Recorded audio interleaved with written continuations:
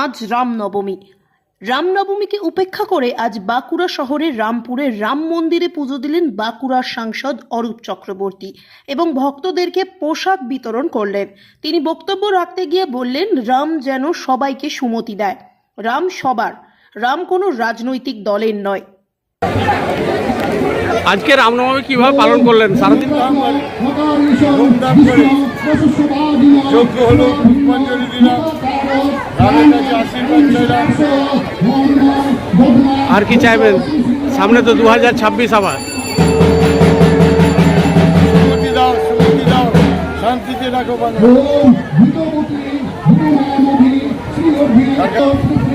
কি চাইলেন রামের কাছে? রাম তো সবারই, সবারই হৃদয়ে রাম। রামের কাছে আশীর্বাদ চাইলাম। রাম রাজনীতির লোক নয়, রাম ঈশ্বর, ভগবান, এটা আমাদের মনে রাখতে হবে।